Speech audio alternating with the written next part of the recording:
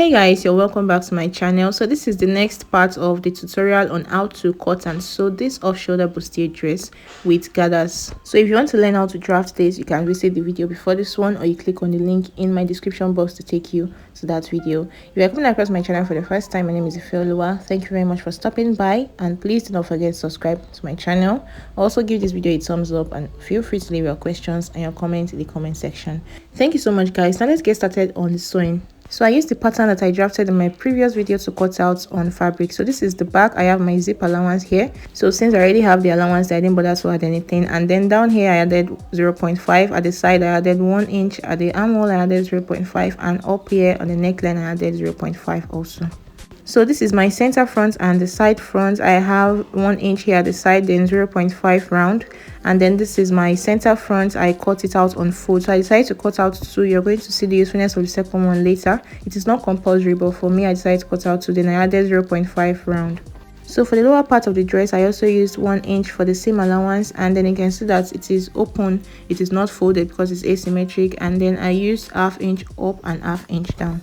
So this is for the back part of the dress, that is for the lower part of the dress. I also went ahead to cut out, used 1 inch, and for this part you have to be very careful because of the fact that this dress is asymmetric. If you make a mistake to cut out the wrong sides, you're going to have a problem when joining. So you make sure that you are cutting the right sides. You can check on your fabric first before you cut out. You can use your pattern to check before you cut out. So that's what I did here. I'm just showing you that it has to be accurate. So I ended up turning the pattern paper to the other side so that I'll be able to join them accurately together. The right sides should be facing each other. So now that I have everything all cut out, I'll go ahead to join the pieces together. So starting from the bustier, I'm going to join the center front and the side fronts together using the 0.5 inch allowance that I left there. So you have to be very careful when joining this part because of the curves. So later on I'm going to show you what I use this one for. So I just use it to cover up the seams. I don't want the seams to be showing at the middle there since I'm not putting lining. So I had to use this one to cover it. So I'll show you how to do it. That is if you want. It's not compulsory. You can use your weaving machine to weave it if you want. So this is what I have after sewing the side front and the center front together. You make sure that you press this very well using your iron. I haven't done that yet, so that it's going to come out really neat. You press it well. Then let me show you how I'm going to use this other piece. So in order to cover up that seam, I'm going to use this other piece. I'll fold it back this way, then I'll take the piece here and I'll sew it on it that way. So doing this is going to cover up the seams and it's going to make that middle part really neat. So after doing that, I'm going to go ahead to join the top and the lower parts together. So this is for the front pattern. I'm going to join this together. You make sure that the right sides are facing each other. So I'll join this together using the 0.5 inch that I left as the allowance. Now I'll do the same thing for the back too. You have to make sure that you are doing this correctly. Make sure you are doing this correctly. You can also check with the front to know if you're on the right track because of the fact that this is not just straight, this is asymmetric. So you make sure you are doing the right thing and you join them also together. So guys, this is what I have after joining together, and let me show you how the back looks like. This is what I was saying. I wanted the middle part to be neat, so this is how it looks like after joining that extra piece of fabric. So that is what I just wanted to achieve because I wasn't going to weave that area. So this is how it is, and then this is how my back parts also looks like. You can see how the back looks like, and joining them together you see that they align well together, so the right sides are facing each other. Now before we join the sides together and fixing the pleats or gathers, I'm going to make my sleeves. I'm going to sew the sleeves on it and also do the crisscross that I did on the neck area. So that is optional. If you want that, you can go ahead to also do what I did. So now I'm just going to measure out the armhole that I'll be using for the sleeves. So I'm going to quickly show you how I cut out the sleeves. So I'm going to measure out what I have on my armhole this way, excluding the 0.5 inch seam allowance for the upper part. So remember that the upper part on the neckline we have 0.5 seam allowance. So you exclude that and you measure out the rest. So for me I have 6 inches in total, and then I'm going to use that to cut out the armhole on the sleeves. So for the sleeves, I'm going to fold my fabric into 2 this way. Then I'll measure out the length that I want. You can decide to use any length you want. So I used about 12 inches in total, including the taping, the one I'll use to tape the hem line. So this is the upper part of the sleeves. I measured out 10 inches. So this is where I'll be fixing my elastic rubber to. So I added 10 inches, and from here I'll be able to measure out my armhole. That is the 6 inches, but I'm going to use 7 inches. I used 6 inches at first, and I remember that I'll still have to tape the upper part, so I'm using 7 inches. So guys, this is all for the sleeves, and I'll go ahead to cut it out. And if you want your sleeves to be wider and you want it to have more puff effect to it, you can decide to make it wider than mine, but I'm satisfied with this one. So after cutting this one out, I'm going to cut out another one. So that is one for each of my sleeves. So this is what I was trying to explain about why I added 1 extra inch, because I'll be taping this part and I'll be adding my elastic rubber. So by the time you measure out now, you end up having exactly what you were meant to have on the armhole area. So I have my 6 inches here on the armhole.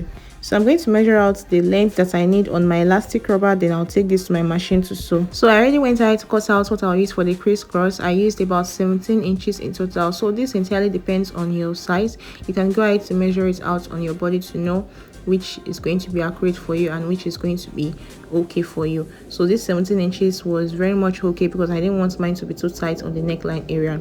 Now what I'm going to do now is to sew it like a tube, so I'll be able to fix it to my neckline. So this is how it looks like after sewing. Then I'm going to pin this to the neckline before I use my tape to sew it, so that the neckline can come out very neat. So I'm going to attach it to wherever I want it to be. So I'm going to be leaving it here around this area, and I'll pin it. I'll do the same thing for the other side too. So I use this little piece of fabric to turn over my neckline, because I didn't have a bias tape of this color. So I cut out from my Ankara fabric and I use this to turn it over. So this way is going to come out very neat. So after sewing it like that, you go ahead to turn it this way, and then you sew it at the other side too. So guys, you can see how it looks like. The front is really neat and the back is also neat. I haven't even ironed it yet, but you can get the idea. You can see how it looks like. Now I'm going to fix the rope to the back parts. Now to join the rope to the back, you make sure that you arrange your back very well. The back should be arranged well on the front, so the right sides are facing each other right now. Then you take the rope this way and you cross it the way you want it to be on your body. So you cross it this way.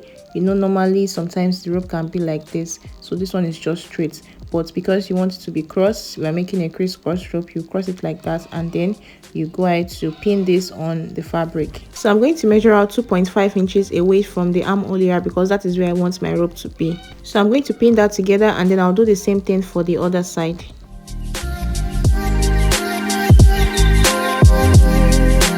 So after doing that, I'm going to do the same thing I did for the front, that is by using a little piece of my fabric to turn over the neckline. So guys, this is how it looks like after sewing. Now you make sure that you've accurately done this so that your rope won't be squeezed. You can see how mine looks like. Now it is time to join the sleeves so that I can join the sides together. So this is what I have for my sleeves. I've gone ahead to fix in my elastic rubber on the upper part and the lower part.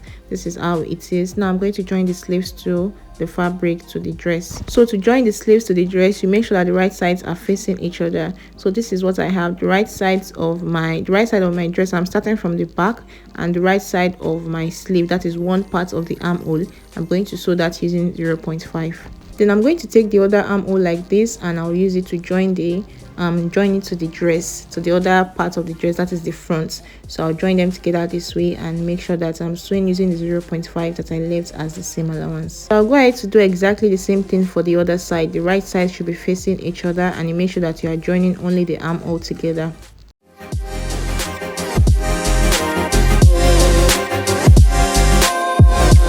So you can see how it looks like after joining the sleeves together, and then the next step to take is to join the sides together.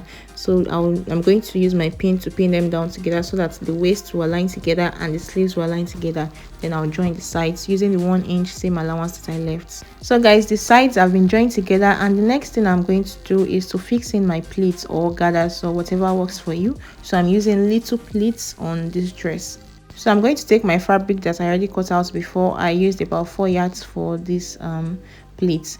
So to begin the pleating, you make sure that the right sides are facing each other. So on the zip allowance area here, you're not going to place anything. You just pin it that way, and then you start the pleating after the zip allowance, that is after 1 inch. And you make sure that while you are pleating this, you are following the shape of the skirt area. You're following the shape that you've cut out, of the asymmetric shape that you already cut out.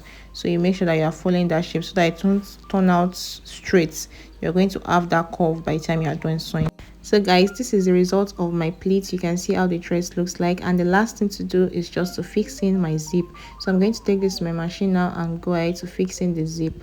Now after fixing the zip, I'll also go ahead to hem the lower part. So guys, this is the end result of this dress after fixing my zip, and I also went ahead to weave the inner parts. So those are the parts that have fabric sticking out, so I went ahead to weave inside, so that it's going to come out very neat. And then we've come to the end of this tutorial. So I hope you guys enjoyed this tutorial and you learned one or two things. Let me know if you're going to be trying this out and give me your feedback in the comment section. If you have questions, you can also ask me in the comment section. Then don't forget to subscribe if you haven't subscribed yet. I'm going to see you in my next tutorial. Thank you very much guys for watching. Bye.